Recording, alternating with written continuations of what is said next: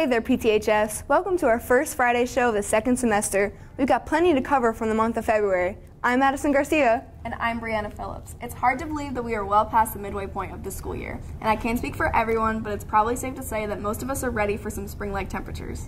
I know I am. Well, we got a lot to get to on this episode, so let's get right to our top story. The winter sports season is officially over, but what a season it was for some of our athletes. I'm talking record-breaking.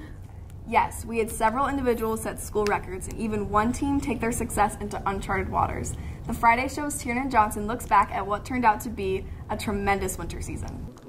Thanks, guys, and we are already into our spring sports season here at PTHS. But many of our winter teams and athletes have now concluded their season in grand fashion.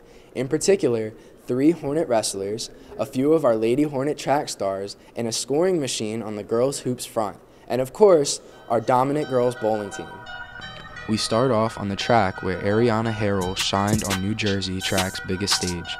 The senior took second place in the South Group 2 800 meter, then backed that up with a personal best time and a third place finish at the state Group 2 meet. That effort qualified her for the exclusive meet of champions. Harrell also teamed up with Jada Mitchell, Deja Harper, and freshman Jasmine Anderson to take third in the Group 2 state meet in the 4x400.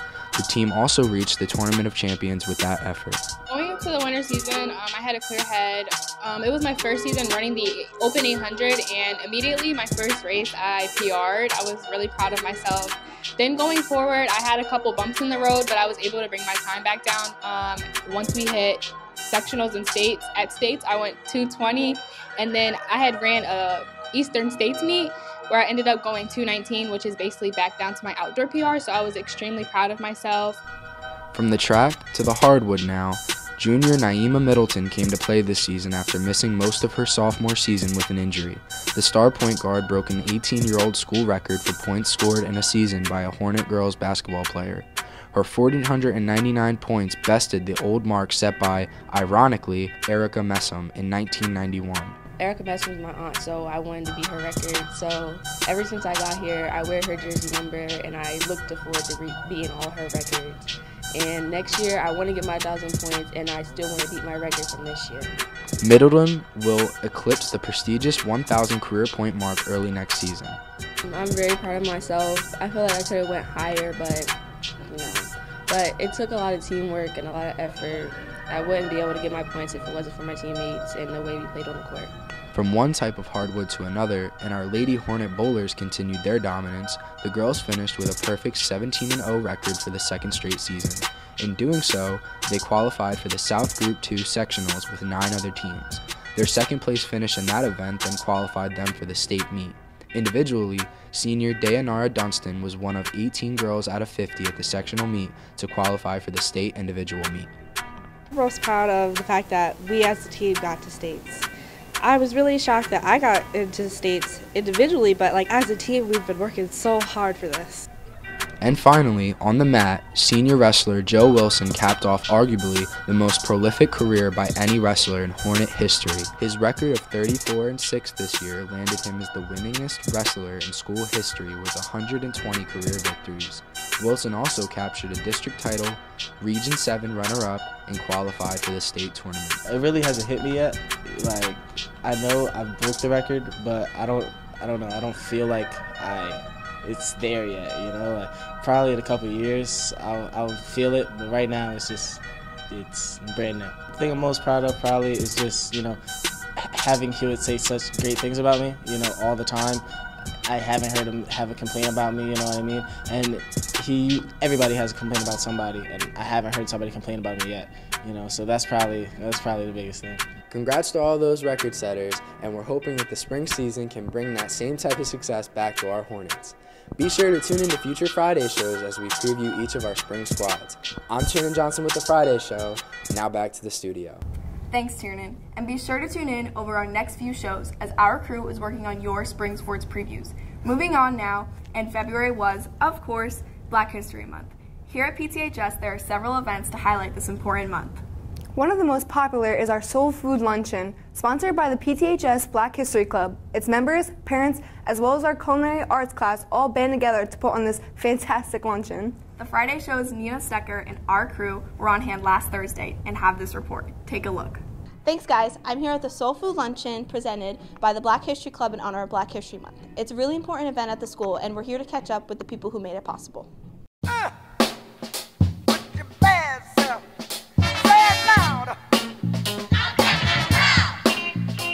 How long did it take to set up the event? It only took us 2 days, which was a miracle. We got everything decorated and set up on time. It's a soul food luncheon, and we have every item of soul food you could imagine.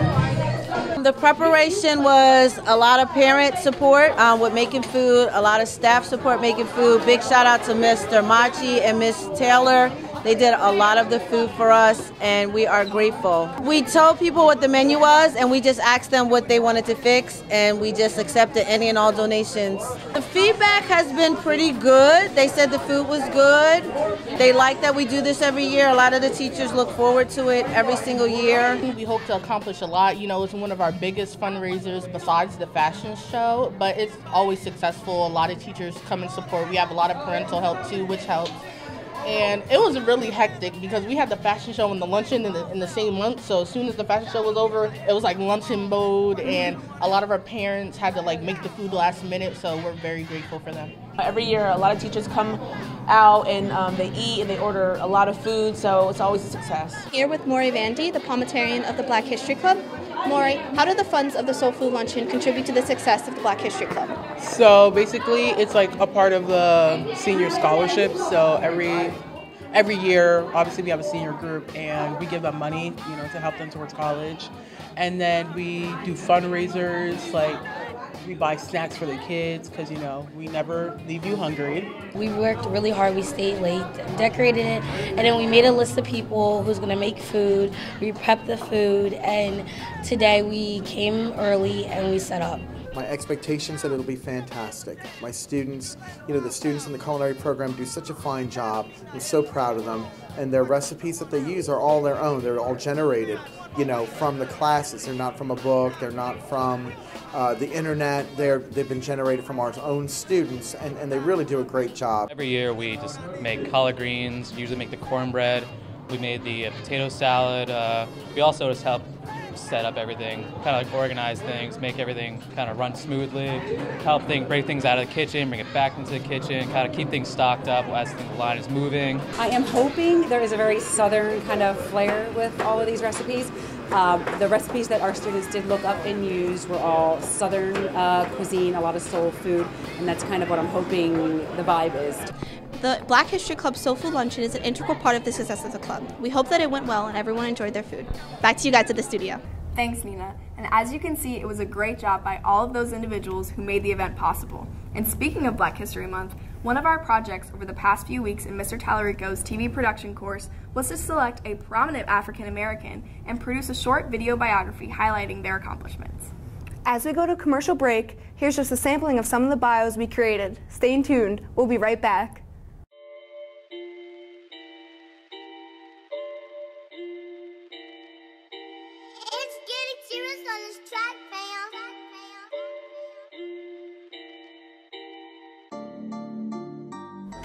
Is being aggressive, and Ali is irritated and taunted.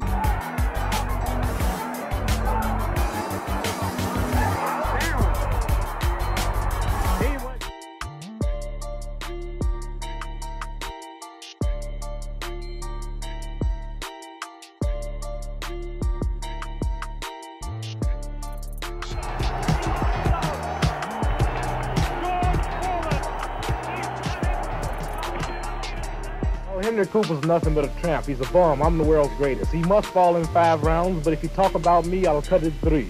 I'll never fight another fella tough as Doug Jones, not even that big ugly bear Sonny Liston. Is he your next fight? Well, after I annihilate this Henry Cooper, I want that bear. And what's going to happen to him? Bad. What's going to happen to him? He might be great, but he'll fall in 8. Shut up, man. I want you quiet. Octavia Estelle Butler was born June 22, 1947 in Pasadena, California, and was raised by her mother, Octavia Margaret Guy, and her maternal grandmother after the death of her father.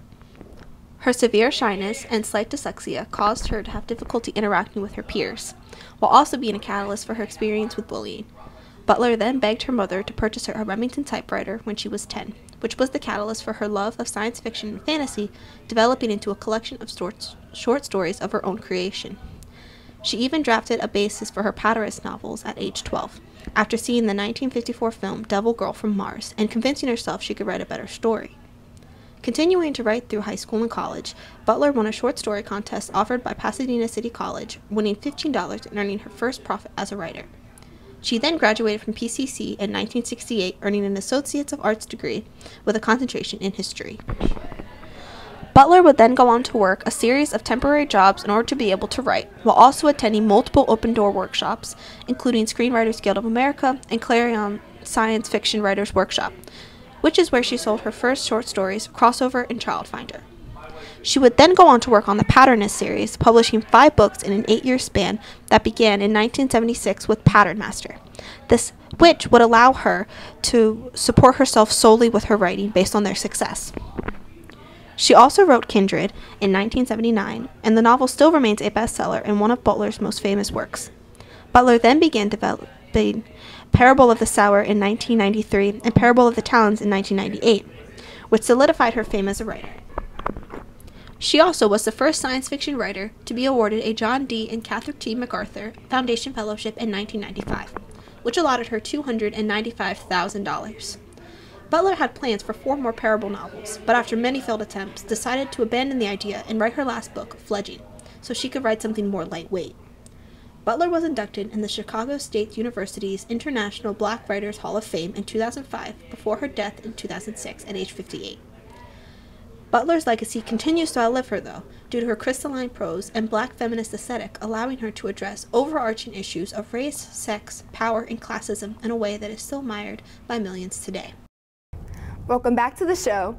Here at PTHS, we have many exciting career and technical education courses geared to the student who wants to get a jump start in the career while still in high school. One of our newer courses prepares students for a career in education. Mr. Zangaro and his group from last semester were engaged in not only learning the basics of being an educator, they also got a chance to make an impact on young students in our district. The Friday Show's Ariana Harrell has the story. Thanks, guys. As mentioned, Tomorrow's Teachers is an exciting new program offered here by PTHS that allows you, the student, to prepare yourself for a career on the other side of the desk as a teacher. Last semester's class took several trips over to Pemberton's Early Childhood Education Center, where they got a chance to hone in on their skills. As the semester ended, they even got a chance to teach a couple of classes. What color is that? Orange. Well, we started to connect with some of the folks over at PECEC. Students really wanted to help them extend their theoretical experience and get out and spend some time in the classroom with the kids. So we contacted Deborah Seplow, the principal over there, and Danielle Hosey, one of the lead teachers, and developed a relationship. We've gone over there 6 or 7 times altogether. Our students are landing in the same classroom each time, really developing connections and relationships with some of these young kids. I like how we could talk to all the kids, and you learn a lot more. So if you do go to college, you'll be prepared and you'll know what to expect. You learn how it really is, and you can know if you really want to do this and if you really want to pursue this career. You get hands-on experience in the classroom, and you can go in and really see what it's like to work with young children, and then you can figure out which age group you prefer, or if you even are interested in working with children. I enjoy the community amongst the members, and I also enjoy giving back to the community in the form of just giving good influence and positivity to younger generations of students. It's very valuable for our students because they get the chance to interact with some new people, develop their language skills, their social and emotional skills as they learn to interact with visitors to the classroom. Our children are especially, they love to have visitors to the classroom, and it's also wonderful for them to have the chance to interact with the male students. We have very female staff here at PECEC. What do you like most about it? Because they're funny. What's your favorite activity so far? Drawing the legs. It's a once-in-a-lifetime opportunity. It teaches you a lot more patience. It teaches you how to interact with kids, how to be more social with people, and how to be more of a mature adult when it comes to the business. Well, I think it's a wonderful opportunity for the community connection piece to be enhanced between the high school kids and the preschool kids. It's an opportunity that would have otherwise existed at the college level that now we are able to present to the kids at the high school level. And for us, I think it's a goal of getting kids out into the community, internships, really learning about the field before they get to college. So for us, we want our students who are thinking about the field of education to experience it here first before they make that commitment when they get to college. If you're interested in pursuing a career in education, be sure to reach out to your guidance counselor so you don't miss out on this course offering. I'm Ariana Harrell from The Friday Show. Back to you guys. Thanks, Ari, and it looks like a very fun and informative course. I may have to consider it next year.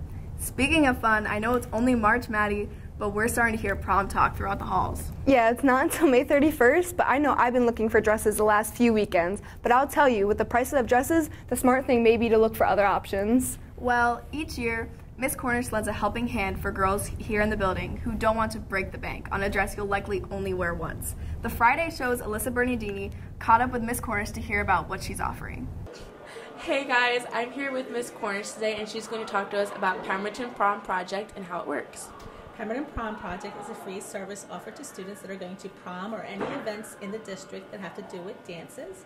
It is a service that offers dresses and suits to students for free. We also offer different types of shoes and accessories. And like I said, it's all for free. And if you need anything or have anything that you would like to donate, you can always come to the high school and leave it at the front desk for Mrs. Cornish in room 253. Thank you so much, Mrs. Cornish. Now back to you guys at the studio. Thanks, Alyssa, and of course, thanks to Miss Cornish for such a kind gesture. Well, that's going to bring us to the end of our show, but before we go, we want to remind you that Friday Show is now on Twitter. Follow us at PTHS_TV for all the latest highlights from events going on here in our building. You can also find the YouTube link to this very show on our Twitter feed. Once again, that's PTHS_TV. Pick up your phone and follow us right now. For everyone here at the show, I'm Maddie Garcia. And I'm Brianna Phillips. Have a great weekend.